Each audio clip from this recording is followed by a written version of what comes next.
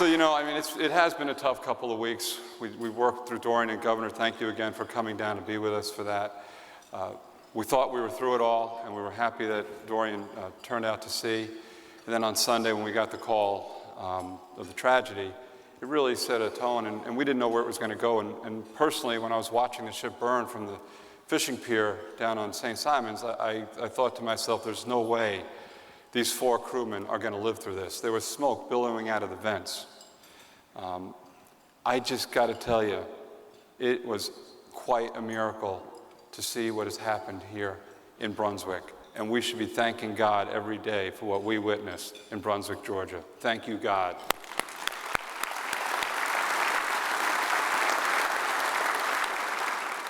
It's a tragedy, but I'm here to tell you, as Governor announced and Chairman Knight said, we are moving ships today. Thanks to the Coast Guard, we sailed the 2 vessels that were alongside our berth in Brunswick, and now there are, right now as we speak, 4 ships moving to the dock in Brunswick. ILA Local 23, led by Richard Nixon, has really not worked in 2 weeks, and they have waited patiently, and they are ready to go to work, and we will see them working this afternoon. Richard, please, thank you for being here, and thank you folks for doing what they do down in Brunswick, Georgia. All right, we'll get this started. Now, truth be told, before we begin, normally I get a little bit of time to practice and rehearse these states of the port, but this year with everything going on, I didn't. And I got the presentation on Tuesday, and they said, Griff, you better go practice. And I came home from Brunswick, Georgia, and I got home at 11 o'clock at night, and I said to Denise, Denise, can you be my audience? Because typically we have what we call the Lynch focus group. And I line up the kids, there's 6 of them, and Denise, and I run through the presentation, they fire feedback. But this year, the kids were sleeping, I had Denise, and 5 minutes in, she was asleep. So I'm not feeling too good about this, okay? But we're gonna give this a shot anyway, and we'll get started. I think it all begins with our mission statement at the Georgia ports. What is our mission statement? It's a big one. We want to empower entrepreneurs. We want to strengthen industries, sustain communities, and fortify families, all while relentlessly striving to accelerate global commerce. That's a big statement packed in a few words, but what we're saying here, folks, is we recognize that we are an economic engine, and we want to continue to be that for the state of Georgia. There is no project in the state or the ports that better captures this statement than SHEP, the Savannah Harbor Expansion Program. We have been working on this project for 23 years, and I am so happy to tell you today that by the end of this month, sometime in September, the Army Corps of Engineers and the dredgers will start dredging the final phase of the Savannah River. The inner harbor is set to begin. That deserves a round of applause.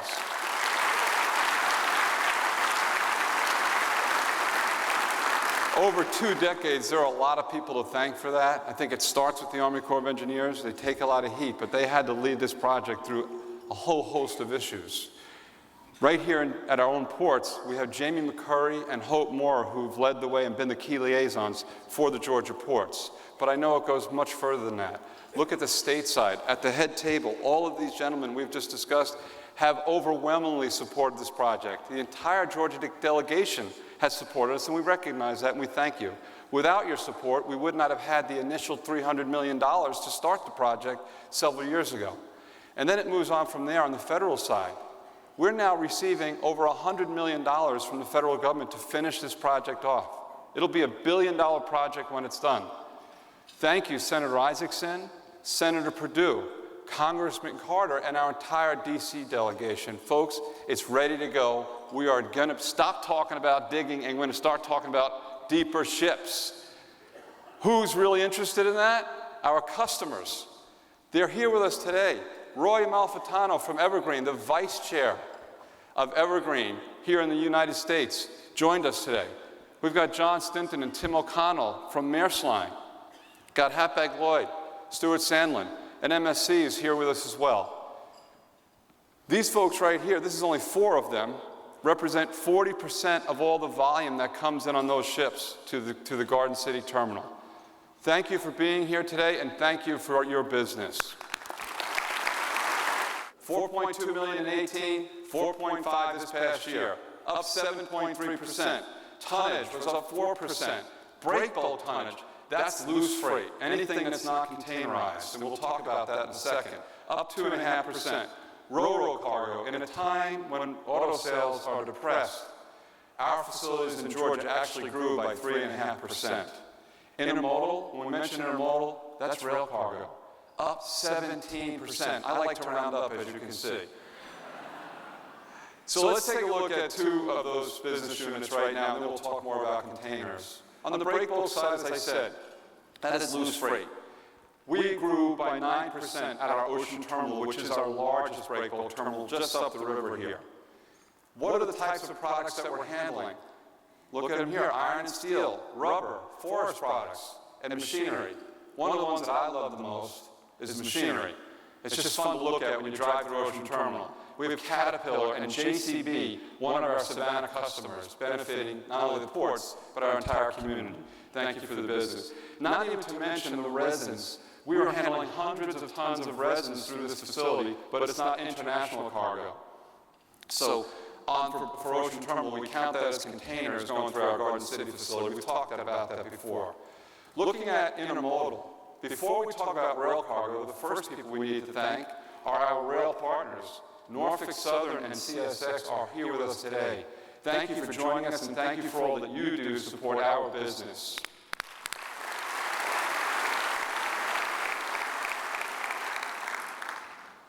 $914,000 TEUs handled on rail last year.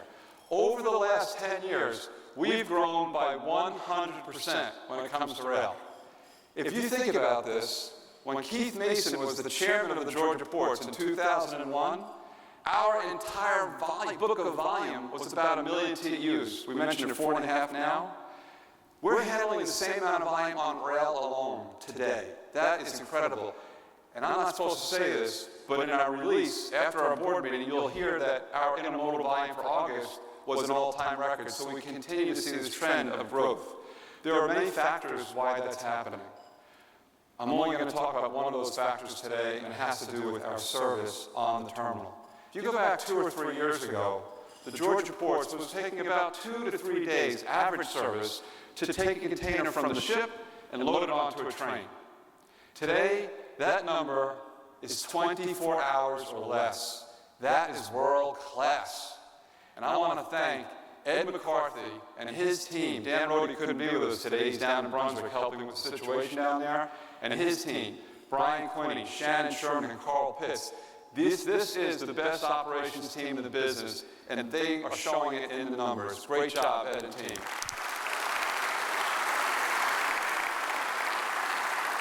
Three-year growth. You got to know where you're going, and if you want to know where you're going, you got to look back and see where we've been. These numbers are stunning.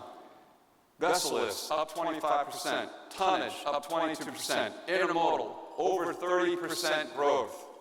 Why is that happening? There's a lot of reasons for that too, but I want to give credit to one other individual and his team, Cliff Hiron, our Chief Commercial Officer. I'm so thankful he's on my team. I wouldn't want him selling against us, that's for sure. They do a great job, and they drive business to the ports, and I can't thank them enough for what they do. Great job, folks. So how are we looking versus the rest of the country as far as port gateways go? Back in 2009, Savannah was the number 4 port gateway in the nation. Today, we're the number 3 gateway behind LA, Long Beach, and New York, New Jersey, and that kind of makes sense. Those are pretty big metropolis cities, right? We're not trying to beat LA, Long Beach, and New York. We would like to get a little bit of LA's business. How are we doing with that? Well, actually, we're doing pretty good. We're growing by 6.4% over the last 10 years, our cumulative average growth. That is fantastic. It's the fastest in the nation. We're going to turn these numbers around and look at them a little different. Let's talk about what that means. Here's some mid-sized to small ports. I'm sorry, Alan. I apologize. get to you in a second. Alan's been used to it as well.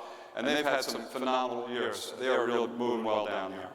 But the mid-sized and small ports, if you look at what they've grown in the last 10 years, about 200,000 to a little over 1 million containers per year. So what we're saying here, if we look at Miami was is now doing 300,000 more lifts today than they were doing 10 years ago. What are the big guns doing? And I'm putting Savannah in with the big guns. We're doing 2 million lifts more today than we were 10 years ago. And that's not lifts, I apologize. That's TEUs, 20-foot equivalent unit.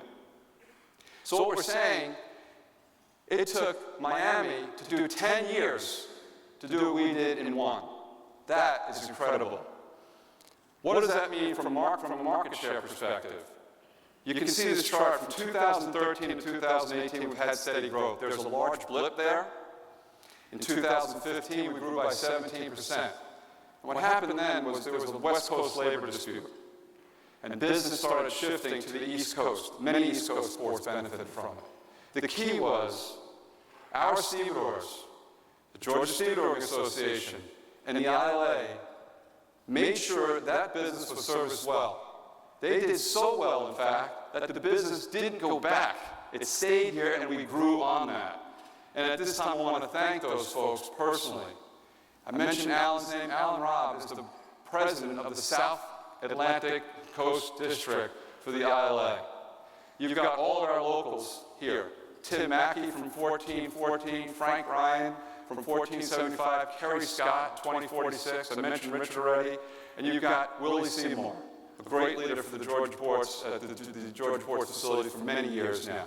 Let's give the ILA a round of applause. And like all great leaders, I want to make sure I mention their number 2 and right-hand man, Paul Mosley at 1414. You got Eddie Ramsey working on the checkers side, and Jeffrey Smith. Great job, guys. Appreciate your help. So how does this translate? How did we do in 2019? I hit the clicker too early, and I told you. You know the punchline. 21% market share for the East Coast. This is the first time ever. We're getting a lot of that today. 1% of market share equates to about 200,000 additional TEUs of business. That's phenomenal. How are we doing against others? Told you it was the first time ready. We're going to skip that slide. We're doing really well. You can see our green piece of the pie. We kind of pulled it out. Optical illusion. Show you kids when you get home. It looks even bigger than New York, when New York's actually larger than us. But it looks good. We're 21%, New York is 31, and all that's important is everybody else is less. But I think when you boil it down, what's really neat is 1 out of every 5 containers that moves through the East Coast is coming through this port. That, to me, is incredible.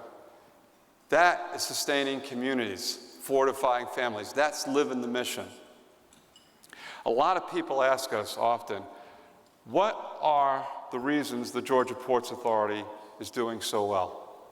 And there are so many factors. I just talked about one of them with the ILA and the Georgia Ports employees doing a great job. So that other factor that I want to talk about are our values.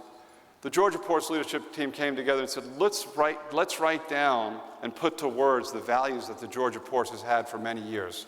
And we worked on that as a team for a long time. And we're going to walk through those values today. And the reason we did that is we want to build a culture of success. You can't do that until you have a successful culture. What are our values? Our values are safety, integrity, respect, opportunity, creativity, and community. And what I'd like to do now is kind of walk through how we use our values to drive our business. And we'll hear from our customers as well. It all starts with safety, first and foremost. We saw the Coast Guard practicing that effortlessly down in Brunswick. And we learned a lot from that experience. But what we like to say is on the safety side of things, we want everyone to go home the way they arrived.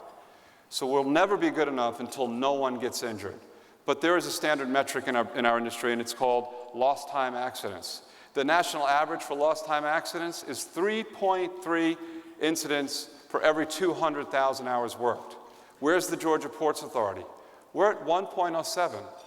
And that's really, really good, but it's not good enough.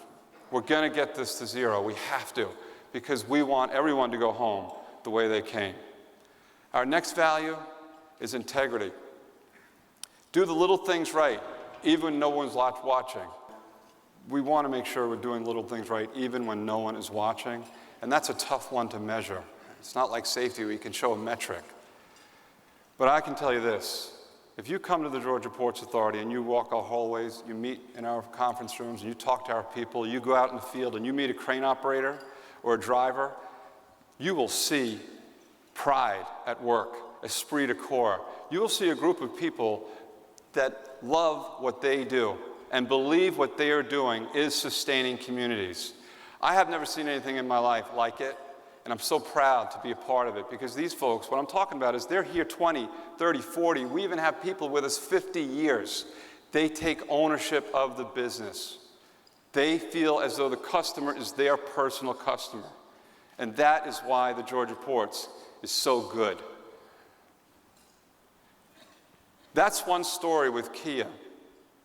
That's one customer. But did you know we have 29,000 customers that we service every year in some way, shape, or form? And what's really amazing is the 93% number. And I know you're thinking, what does that mean? That's what I wanted you to think. 93% of our customers are handling 100 TEUs or less. These are customers that if they don't get their container or their cargo on time, they could be out of business. We take that very seriously. That total number of customers is 27,000. And that ties us in to Governor Kemp's goal, which he doesn't only want to be the #1 state for doing business, which, by the way, he just announced this week, 6 years in a row. Let's give a round of applause on that.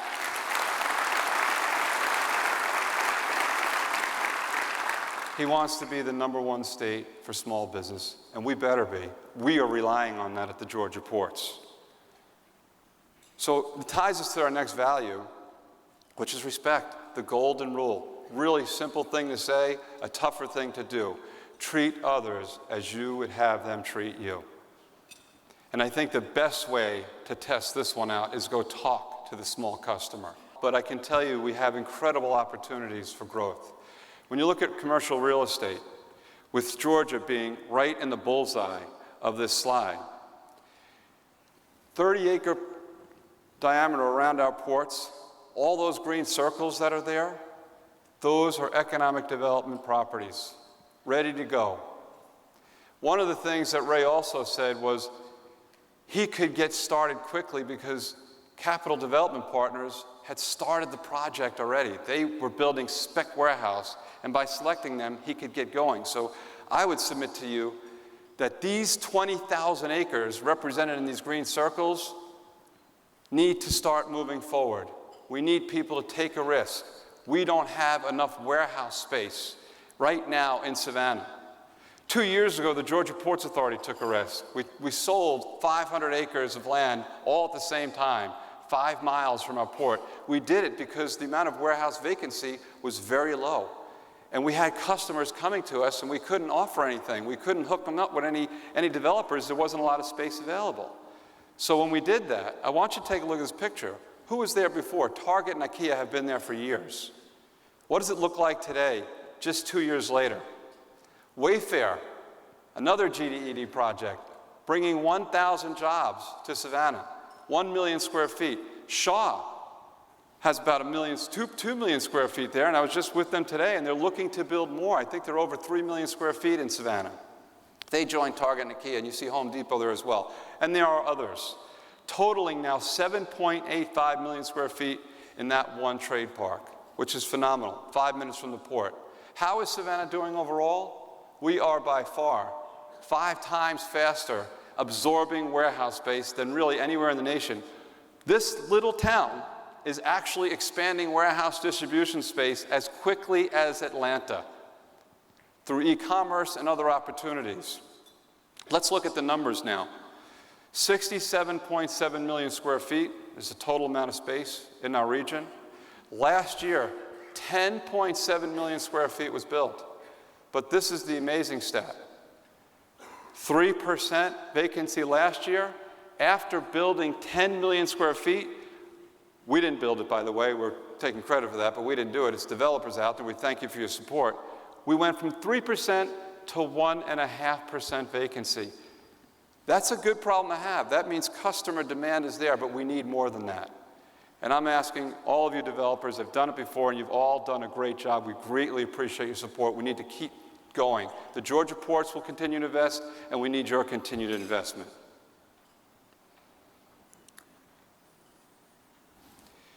I'm going to take a step up now, and we're going to take it out of Savannah and our region and go to the entire state of Georgia. GDED, the Georgia Department of Economic Development, is led by Pat Wilson. And I'm telling you, we've got a great guy there. And he does an awesome job for the entire state. These numbers that I'm going to share with you are mind-blowing. This year, why is Georgia the #1 state for doing business? Because there are 29,000 jobs in Georgia this year. $7.5 billion of investment this year. Why is that important for the ports? What is the ports part of that? This is even more impressive. There were 68 port-related projects contained in those numbers, $5 billion of which was port-related. 70% of all the economic development in the state was in some way, shape, or form tied to the port. I have to be honest, when I saw these numbers, I told the team, I said, that cannot be true. Please go double check that. And they came back and said, Griff, it's actually 4.9 billion, not 5. I said, okay, we'll go with that. And 12,000 jobs.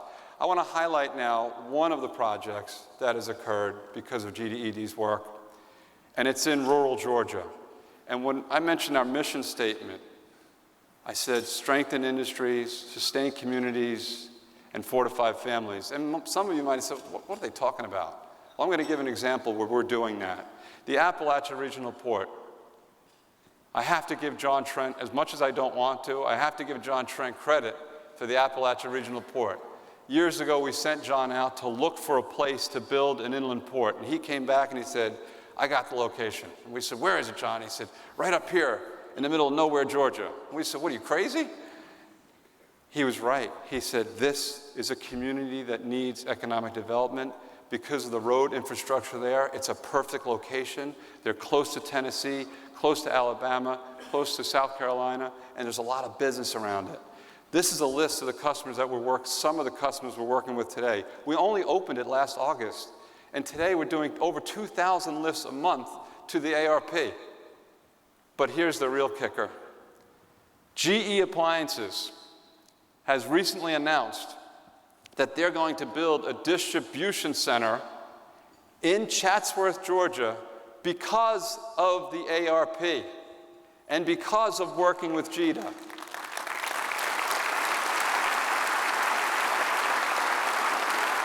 I mean, this is incredible. It's going to bring over 100 jobs to a place that needs jobs in rural Georgia. We hired, just to remind you, we hired about 12 folks from Chatsworth. We brought them down to the Georgia Ports Authority, trained them on how to operate the equipment. They went back there, and I was with them a month or so ago and rode in the equipment with them. They love their jobs. They're happy. The community is happy to have us there and love seeing this kind of expansion. That is a picture of the General Electric facility being built as we speak. That will open in 2020.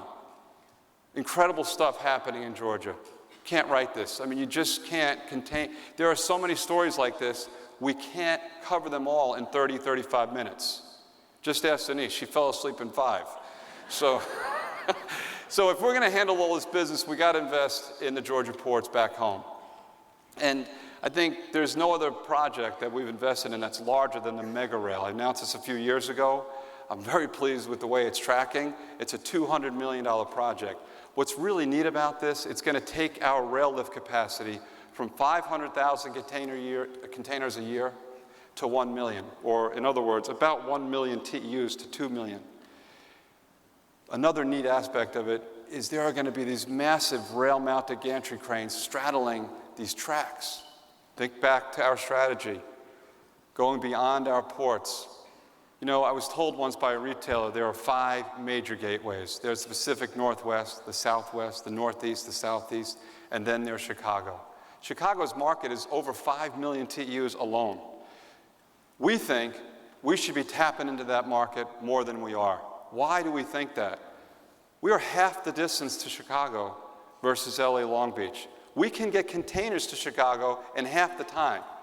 And a lot of people say, well, Griff, that's fine, that's the inland portion, but Savannah is a lot further from Asia than LA Long Beach. And that's true, really good point.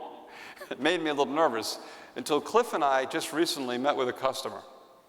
And just full disclosure, this customer was not based in Chicago, but they were delivering containers to an inland point. And they came to tell us that they were shocked because they did a test. They sent 2 containers from Asia, one through LA Long Beach and one through Savannah. And they wanted to see which container got to their destination first. And they said, we were so surprised. They got there at the same time. And I said, we're shocked too. We're surprised we didn't get there faster. Why? Because we offer great service. It's not just about the mileage. It's about the velocity of the container through your port. The port plays a major role in that. And I talked earlier about that 24-hour time. But what I'm here to tell you today, thanks to Norfolk Southern and CSX, we offer dual rail service, meaning both rail carriers provide dual rail service from Savannah to Chicago. And we can get there in 67 hours, less than 3 days. Combine that with our 24-hour connection off the vessel, our boxes, there is no reason why we can't create a new market, and that is Chicago, and that is one of the things we're focusing on. LA Long Beach is building a brand new bridge in LA. Why? They're doing it so they can handle larger vessels. You've heard about the bridge that was raised in New York, New Jersey, so they can handle bigger ships. We have an obstacle to continuing to be one of the big guys into the future, and it's the bridge. Nobody needs to get upset about it. We're just laying the groundwork now. We're working with the Georgia Department of Transportation. They have hired a third-party consultant who is looking at alternatives to the bridge. That report will be available later this year, and then we'll talk more about it. And with those alternatives, they'll estimate costs. So we don't have enough detail to go into that. Next year, we'll certainly explore this more. But through this process, we know one thing. We want to make sure we don't negatively impact the community, and that's our #1 goal. So this is exciting news. I think what it tells us is we have the capacity to grow with our customers for many years. And I know that there are Jasper folks here today. Jasper is still in our future, but it's probably more like the 2040 time frame when South Carolina and Georgia come together to work on that project. We have one last value that I want to share with you, and then we'll wrap up. And that value is community. We want to care about our neighbors locally, regionally, nationally, and globally. On the local front, I rolled out a new program with you right at the State of the Port. It was called the YES program. We're very proud of this. Lisa Altman and her HR team has done a phenomenal job. We hired 6 young people that were fresh graduates out of high school. 4 of them are now qualified operators working for the Georgia ports. An incredible effort, because these kids came to us, and I say kids, they're young people, with 0 experience. We assigned each one of them a mentor, one of our foremen who've been here for many years, and they took it personally. And now those guys are doing a great job for the Georgia ports, and we can build an entire future on this. We'd love to see this program rolled out to other businesses. We will open our books and show you what we're doing. If you're interested, come talk to us. Today, I can tell you we hired 8 more young people, all recent graduates this year out of high school. I met them recently. They're excited to be with the ports, and I'm excited for them. They have a long-term career ahead of them, and they can make a lot of money with great wages. This is a time, though, I think we talked about Dorian at the beginning, and we said, well, we were lucky that it shifted out to sea. Well, there were some folks that weren't so lucky, and we have been watching in horror as we watch these videos and pictures of the Bahamas.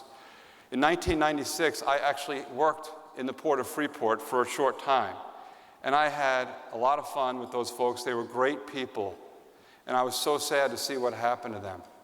This is when communities need to step up and work together. And what we're doing is we have partnered with our customer, Mediterranean Shipping Company, who's here with us today. They were big users of Freeport. We have Mediterranean Shipping Company containers on the ground at our port right now, and we are collecting donations, and our people are loading those in the containers. And the Georgia Ports is also contributing to that effort.